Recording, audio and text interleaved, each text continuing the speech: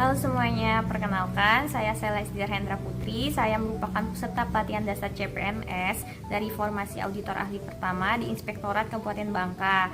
Di sini saya akan memaparkan tugas agenda 3 yang berjudul Aku, Smart ASN, dan Instansiku. Berikut adalah profil singkat Inspektorat Kabupaten Bangka. Kantor Inspektorat ini mulai beroperasi dengan gedung resminya yang diresmikan pada tanggal 17 Mei 1986 dan sejak saat itu menjadi lembaga pengawasan internal di lingkungan pemerintah Kabupaten Bangka.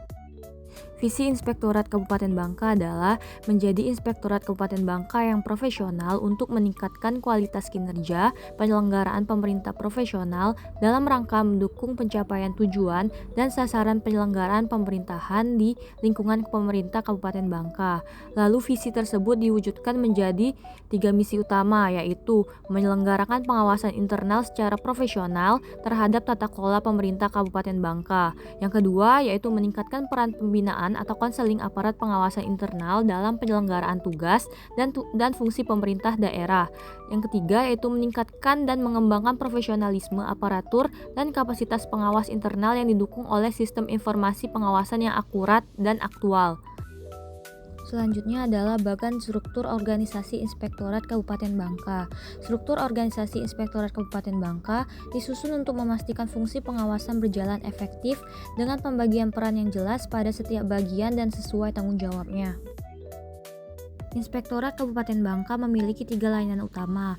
Yang pertama adalah layanan konsultasi, yaitu memberikan pendampingan, arahan, atau bimbingan teknis kepada perangkat daerah terkait tata kelola, manajemen risiko, serta pengendalian intern. Tujuannya agar perangkat daerah dapat melaksanakan tugas dengan benar, mematuhi regulasi, dan meminimalisir potensi penyimpangan. Yang kedua yaitu layanan pengaduan. Layanan ini menampung laporan atau pengaduan masyarakat maupun ASN terkait dugaan pelanggaran, penyalahgunaan wewenang, atau indikasi korupsi. Inspektorat kemudian akan menelaah, menindaklanjuti, dan berkoordinasi dengan pihak terkait termasuk aparat penegak hukum bila diperlukan.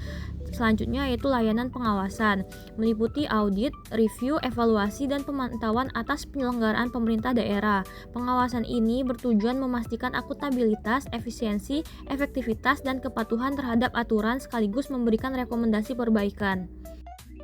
Berdasarkan Peraturan Menteri Pendayagunaan Aparatur Negara dan Reformasi Birokrasi Republik Indonesia Nomor 48 Tahun 2022 tentang Jabatan Fungsional Auditor, auditor ahli pertama memiliki beberapa tugas pokok. Auditor menyusun perencanaan pengawasan, melaksanakan audit, review, evaluasi, dan pemantauan, serta memberikan pendampingan dan keterangan ahli dalam proses penyidikan maupun peradilan. Auditor juga melakukan penelaahan pengaduan, menindaklanjuti hasil pengawasan, serta memberikan layanan konsultasi terkait tata kelola, manajemen risiko, dan pengendalian intern. Selain itu, auditor berperan dalam evaluasi dan penjaminan kualitas melalui penyusunan ikhtisar hasil pengawasan dan telaah sejauh. Tugas auditor secara langsung berkontribusi terhadap pencapaian tujuan instansi. Auditor mendukung profesionalitas lembaga, yaitu auditor mengidentifikasi data, menyusun rencana pengawasan, dan merumuskan kebijakan teknis agar pengawasan berjalan sistematis dan berbasis data. Selanjutnya, auditor meningkatkan kinerja pemerintah daerah melalui audit, review, evaluasi, dan pemantauan. Auditor memastikan program pemerintah dilaksanakan efektif, efisien, dan sesuai aturan. Selanjutnya, auditor menguatkan fungsi pembinaan. Auditor tidak hanya memberikan temuan tetapi juga mendampingi, memberikan konsultasi, dan keterangan ahli sejalan dengan misi pembinaan tata kelola. Lalu, auditor mengembangkan profesionalisme aparatur.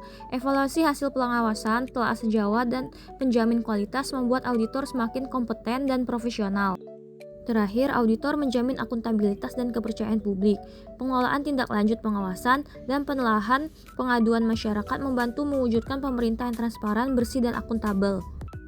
Untuk mewujudkan kinerja optimal, auditor perlu menerapkan prinsip manajemen ASN yang sejalan dengan konsep Smart ASN. Dari perspektif manajemen ASN, auditor dituntut untuk terus mengembangkan kompetensi melalui pendidikan, pelatihan, sertifikasi, maupun pengalaman kerja agar keterampilan senantiasa relevan dengan kebutuhan tugas. Karir juga dikelola berbasis sistem merit, sehingga mutasi, promosi, maupun pola karir ditentukan oleh kualifikasi, kompetensi, dan kinerja. bukan semata-mata faktor lain. Selain itu, evaluasi kinerja digunakan sebagai instrumen penting untuk penilaian capaian, menemukan kelemahan, sekaligus memperbaiki kualitas pengawasan. Auditor pun dipersiapkan melalui perencanaan suksesi sehingga siap masuk dalam talent pool sebagai calon pemimpin atau pengawas strategis di masa depan. Sementara itu, dari perspektif Smart ASN, auditor perlu menguasai literasi digital, khususnya pemanfaatan teknologi informasi dan aplikasi pengawasan seperti e-audit untuk meningkatkan efektivitas dan efisiensi kerja. Integritas dan akuntabilitas juga menjadi landasan utama agar hasil pengawasan dapat dipercaya dan memberikan dampak nyata. Auditor dituntut bekerja profesional sesuai standar, tetapi tetap adaptif menghadapi dinamika birokrasi yang terus berubah.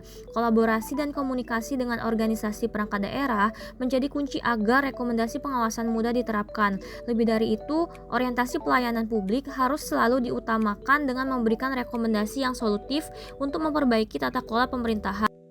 Adapun kesimpulan dari pemaparan ini adalah dengan penerapan prinsip manajemen ASN serta perwujudan Smart ASN, kinerja auditor dapat terus ditingkatkan. Pengembangan kompetensi, sistem karir berbasis merit, dan evaluasi kinerja menjadi dasar profesionalitas, sedangkan literasi digital, integritas, adaptivitas, dan kolaborasi memperkuat efektivitas pengawasan.